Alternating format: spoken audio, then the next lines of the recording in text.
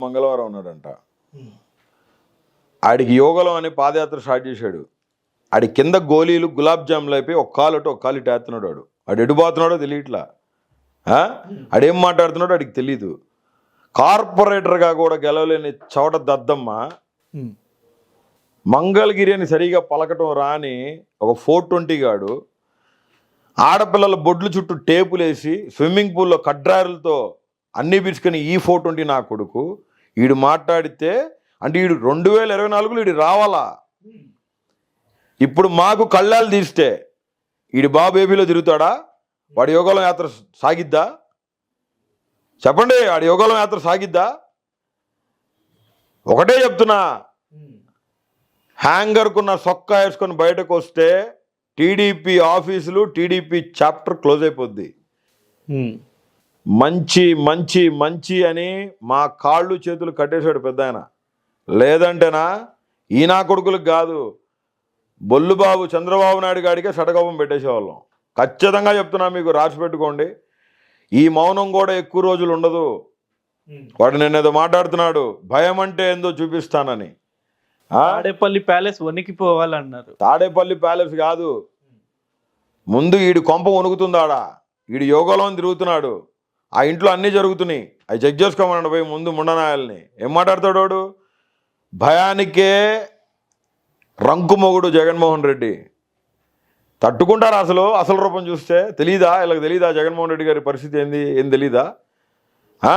TDP office గేట్లు పగల కొడితేనే నా కొడుకులకి కింద పైన ప్యాక్ అయిపోయి మొత్తం ఎన్ఎన్సీకి చెప్పి ఢిల్లీ నుంచి సెక్యూరిటీని దింపుకున్నాడు చంద్రబాబు నాయుడు. ఆడి చుట్టూ ఉన్న బ్లాక్ క్యాట్స్ లేకుండా చంద్రబాబు నాయుడు గారిని ఒక్క గంట తిరగమని చెప్పండి, భయానికే చచ్చిపోతాడు నా కొడుకోడు. భయానికే చచ్చిపోతాడు గుండాగి. వాడా మాట్లాడేది? అప్పిగాడు కొడుకు అప్పిగాడే అవుతాడు. అర్థమైందా? అప్పిగాడి కొడుకు తుప్పుగాడు అవుతాడు. పులిని చూసి నక్క వాతలు పెట్టుకోవాలంటే ఏడవుతుంది. సో ఒకవేళ నేను అడుగుతుంది, ఒకవేళ టీడీపీ నెక్స్ట్ అధికారంలోకి వస్తే టీడీపీ మీ పరిస్థితి ఏంది అని. 2015లో గవర్నమెంట్ ఎవరుంది? 14 నుంచి ఎవరున్నారు? టీడీపీ. 15 నుంచి 8 కేసులు వేసిన చంద్రబాబు నాయుడు కదా. మరి చంద్రబాబు నాయుడు ఇంత అగ్రెసివ్ గా లేదు. ఎందుకు లేను? అంటే సోషల్ మీడియా ఇంత ఎక్స్పాండబుల్ అవ్వలేదు. ఆ రోజు TV9 లో నేను 2.5 గంటలు కూర్చొని డిబేట్ తీసుకున్నారు నాది. తిరుమల తిరుపతి దేవస్థానం మీద చోరీ జరిగింది, పోటు తవ్వకాలు జరిగినాయి, రమణ దీక్షితుల్ని బేస్ చేసుకొని on behalf of Ramana Dikshitulu గారు నేను కేసు వేయటం అంటే గవర్నమెంట్ మీద అసమాషి విషయమా?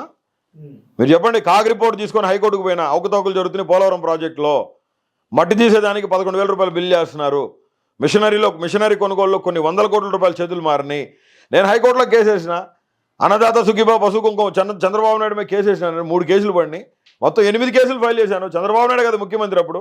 ఇదే ఫైటింగ్ ఆ రోజు కూడా చేశాను నేను. మరి ఏం బీకాడు? అంటే ఇప్పుడు మీరు ఫైట్ అంటే మీరు లీగల్గా ఫైట్ చేయడం వేరు, ఇప్పుడు మీరు చేస్తున్న మాటలు కొన్ని ఉన్నాయి కదా, అవన్నీ ఆల్రెడీ టీడీపీ వర్గాల్లో చాలా వాళ్ళు బలంగా నాటుకున్నాయి. వాళ్ళు ఒకవేళ అంటే టీడీపీ నాయకులు చాలా మంది అంటుంటారు, మీరు ఏదైనా వీడియో పెట్టినప్పుడు కింద కామెంట్స్ లో చదువుతూ ఉంటాను నేను. లైక్ ఇప్పుడు అంకుశం సినిమాలో రామరెడ్డి గారిని లాక్కొని రోడ్డు మీద కొడతారుగా, అలా కొడతాం బోరగడ్డ అనిల్. నెక్స్ట్ 24 తర్వాత పాయింట్ బ్లాంక్ లో బుల్లెట్ దిగుద్ది ఒకడికి. టచ్ చేసి చూడమని చెప్పండి. ఒకటే విషయం చెప్తున్నాను, రౌడీయిజం వద్దనుకొని ఫ్రాక్షనిజం వద్దనుకొని మెలకుండా కూర్చున్నా నేను. మొన్న నా ఆఫీసు 1 లీటర్ 2 లీటర్ల పెట్రోల్ తీసుకొచ్చి ఏదో మా బయట ఉన్న పార్కింగ్ ప్లేస్ తగలబెట్టారు. నక్కానంద బాబు ఇల్లు తగలబెట్టగలను నేను, చంద్రబాబు నాయుడు ఇల్లు తగలబెట్టగలను, కోటమిరెడ్డి గారి కుప్ప కూల్చగలం. అంటే ఎందుకు ఊరుకున్నామంటే వాళ్ళకి పోయే కాలం దగ్గర వచ్చింది. వాళ్ళకి ఒక అవిశ్వాసం అనేది బాగా చంద్రబాబు నాయుడిని రెచ్చగొడుతుంది. చంద్రబాబు నాయుడు ఈ మధ్య బూతులు మాట్లాడుతున్నాడు, ఇంతకుముందు ఎప్పుడు మాట్లాడాల. అంటే ఏంటి? చంద్రబాబు నాయుడికి తెలుసు జడ్పీటీసీ ఎంపీటీసీ కార్పొరేషన్ ఎన్నికలు ఎప్పుడైతే కుప్పం కూడా చేజారిపోయినాయో రాయలసీమలో, చంద్రబాబు నాయుడు అనే వ్యక్తి టికెట్ ఎక్కడి నుంచి పోటీ చేయాలని ఎత్తుకుంటున్నాడు. తిరుపతికి రావాలా, లేదంటే మళ్ళీ ఇంకేటన్నా పోవాలా, గుంటూరు నుంచి పోటీ చేయాలా, కుప్పంలో నుంచి చంద్రబాబు నాయుడు పోటీ చేసే రేపు పెద్దిరెడ్డి రామచంద్రారెడ్డి దెబ్బకి మిథున్ రెడ్డి దెబ్బకి మొత్తం కుప్పం కోటలు బీటులు వాలే పరిస్థితి. రేపు రానున్న రోజుల్లో ఆంధ్రప్రదేశ్లో టీడీపీ చాప్టర్ క్లోజ్ అయిపోయిందని అచ్చెన్నాయుడే చెప్పాడు. పార్టీ లేదు, బొక్క లేదని. ఈరోజు టీడీపీలో ఉన్న ఎమ్మెల్యేలు కొంతమంది చంద్రబాబు నాయుడే మంచోడైతే, వాడి పరిపాలనే బాగుంటే ప్రజలు 23 సీట్లు ఎందుకు కూర్చోబెట్టారు?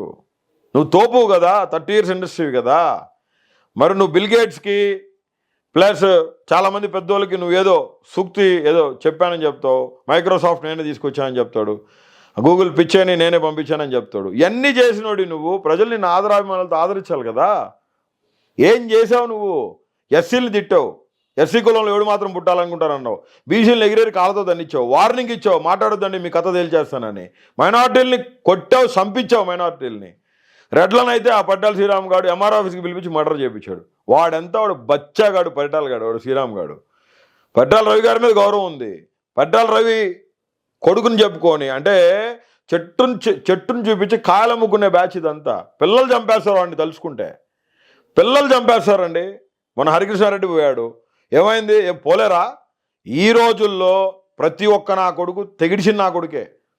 నువ్వు తోపు అయితే నీ తలదన్ని నీకు తోపులు అనిపించే పరిస్థితులు ఉండే ఈరోజు. అంటే ఇలాంటి వ్యక్తుల్ని లైక్ ఇప్పుడు బూరగడ్డ అనిల్ని లేకపోతే ఈ హరికృష్ణ లాంటి వ్యక్తుల్ని జగన్ రెడ్డి గారు కావాల్సినగా జనాల్లో వదిలారని చెప్పేసి కూడా అంటుంటారు. లైక్ ఇప్పుడు ఎవరన్నా జగన్ గారిని యాంటీగా ఏమైనా మాట్లాడితే ఇలాంటి వ్యక్తుల్ని పంపించి కొంచెం వాళ్ళకి భయం అంటే ఏంటో నెక్స్ట్ టైం మాట్లాడకుండా చేయాలని ఒక వాతావరణం క్రియేట్ చేస్తున్నారు అనిపించట్లేదా? ఇప్పుడు జగన్మోహన్ రెడ్డి గారికి వదలాల్సిన అవసరం లే. జగన్మోహన్ రెడ్డి గారు ఆపారు కాబట్టి ఈ నా కొడుకులందరూ బతికి బట్ట కట్టారు, లేదంటే ఇలా పీకలు ఎప్పుడో తెగిపోయింది. రాసి పెట్టుకోండి. ఆపారు. జగన్మోహన్ రెడ్డి గారు వాయిలెన్స్, ఫ్రాక్షన్, రౌడీజంకి నా పరిపాలనలో తావులేదు. మా ముందే చెప్పాడు డీజీపీ గౌతమ్ సవాంగ్కి గవర్నమెంట్ వచ్చిన కొత్తల్లో. ఎవడైనా సరే, మా బంధువులైనా సరే తోక జాడిస్తే ఎత్తిపెట్టి లోపలేమని. దానికి ఉదాహరణ మీకు ఒకటి చెప్తా.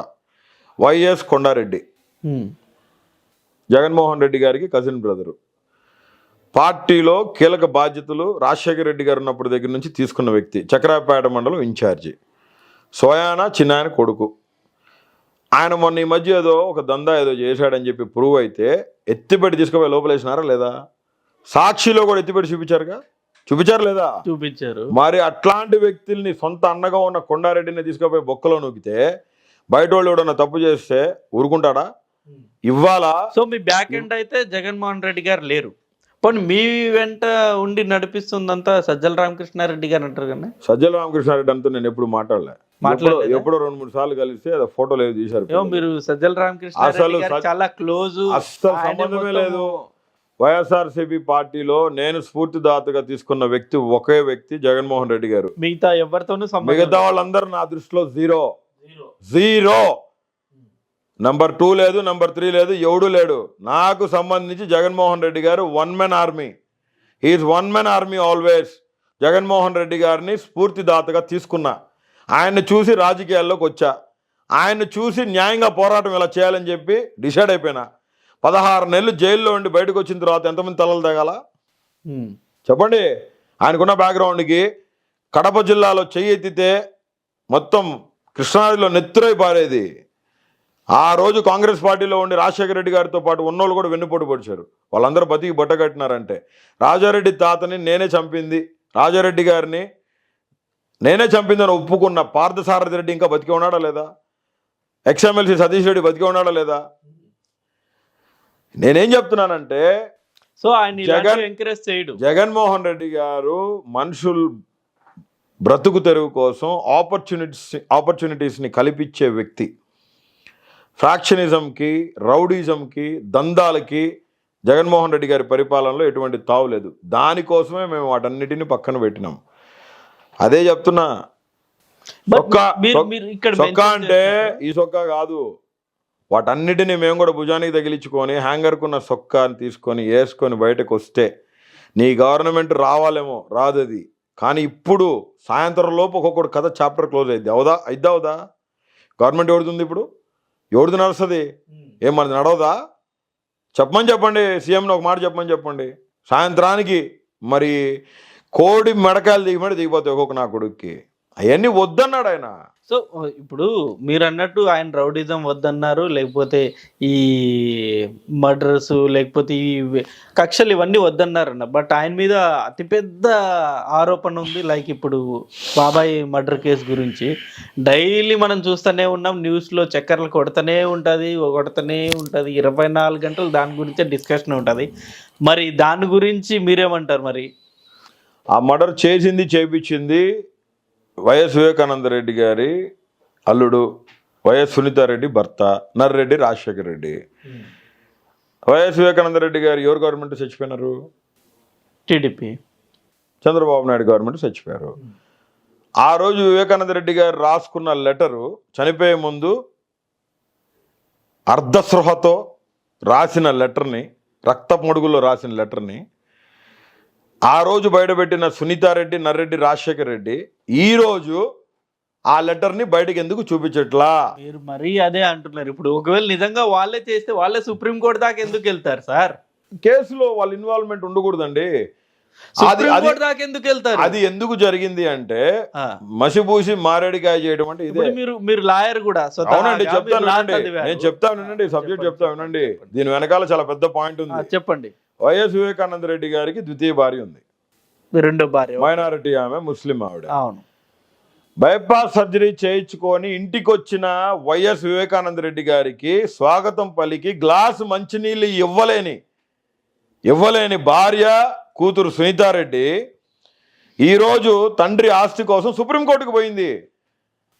ఆస్తి కోసమా? ద్వితీయ భార్యకి వివేకానంద రెడ్డి గారికి కలిగిన సంతానం వైఎస్ షహెన్షా రెడ్డి. ఆ షహెన్షా రెడ్డి నా రాజకీయ వారసుడు అని చెప్పి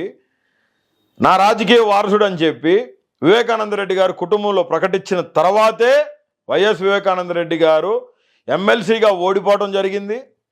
వైఎస్ వివేకానంద రెడ్డి గారిని చుట్టుముట్టి 2-3 సంవత్సరాలు స్కెచ్ చేసి చంపడం జరిగింది.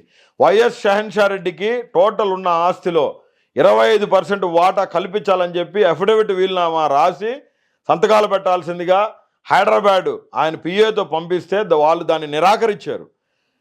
వివేకానంద రెడ్డి గారికి కుమారులు లేరు. రాజకీయ వారసత్వం ఎవరికైనా ప్రకటించేది ఉంటే ఆయన రాజకీయ వారసుడు కూడా వైఎస్ జగన్మోహన్ రెడ్డి గారే. ఇప్పుడు ఆయన వృద్ధాప్యంలో ఉండి బైపాస్ సర్జరీ అయ్యి ఒక ముద్ద వండి పెట్టేవాళ్ళు లేక, కూతురు భార్య చూడక, ఆవిడ వివేకానంద రెడ్డి గారి భార్య కూడా కూతురు దగ్గర ఉంటుంది. ఆ అపోలో హాస్పిటల్ ఏదో పనిచేస్తుంది డాక్టర్గా. ఈ క్రమంలో ఎవరైనా సరే సుప్రీంకోర్టు గైడ్లైన్స్ ప్రకారం పెళ్లి చేసుకోవచ్చు ఇష్టపడితే. ఆ గైడ్లైన్స్ తీసుకొని ఆయన పెళ్లి చేసుకున్నాడు. వాళ్ళకి నచ్చలేదు. వైఎస్ షహెన్షా రెడ్డి పుట్టాడు. వైఎస్ షహెన్షా రెడ్డిని రాజకీయ వారసుడిగా అపాయింట్ చేశారు. ఇప్పుడు చిన్న బాబుని ఇంకా 20 సంవత్సరాల తర్వాత ఎన్ని రోజుల్లో పెరుగుతాడు వైఎస్ కుటుంబం. హిట్ టీవీ యాప్, ఇందులో short news, live news, entertainment shows, movies, digital magazines తో పాటు మీ జిల్లా వార్తలను కూడా ఫ్రీగా చూడొచ్చు. అంతేకాదు కేజీ నుంచి పీజీ వరకు విద్యార్థులకు స్కాలర్షిప్ కూడా అందిస్తున్నాం. ప్రతి వారం 10 మందికి లక్కీ డ్రా ద్వారా ఒక్కొక్కరికి 10,000 రూపాయలు అందిస్తున్నాం. ఇంకెందుకు ఆలస్యం, వెంటనే హిట్ టీవీ యాప్ ని డౌన్లోడ్ చేసుకుని ఫ్రీగా ఎంటర్టైన్మెంట్ పొందండి. Hit TV app. Hit TV app. Please download hit TV app. Hit TV app ని ఫ్రీగా డౌన్లోడ్ చేసుకొని ఎంజాయ్ చేయండి. మీకు నచ్చిన ఎంటర్టైన్మెంట్ కోసం హిట్ టీవీ యాప్ ని ఫ్రీగా డౌన్లోడ్ చేసుకొని ఎంజాయ్ చేయండి. హిట్ టీవీ యాప్ ని డౌన్లోడ్ చేసుకుని ఆస్వాదించండి, ఆశీర్వదించండి. ఇంతమంది సెలబ్రిటీలు హిట్ టీవీ యాప్ ని డౌన్లోడ్ చేసుకోండి అని చెప్తున్నారంటే ఎంత మంచి యాప్ ఆలోచించండి. అమెరికా అమెరికా అమెరికా అమెరికాలో చదవాలనుకునే వాళ్ళకి విశ్వసనీయమైన పేరు మన శౌర్య కన్సల్టెన్సీ. UK లో 1 year masters, UK లో 1 year masters, 2 years work permit up to 5 years visa. Contact Saurya Consultancy. Contact 89851 89851.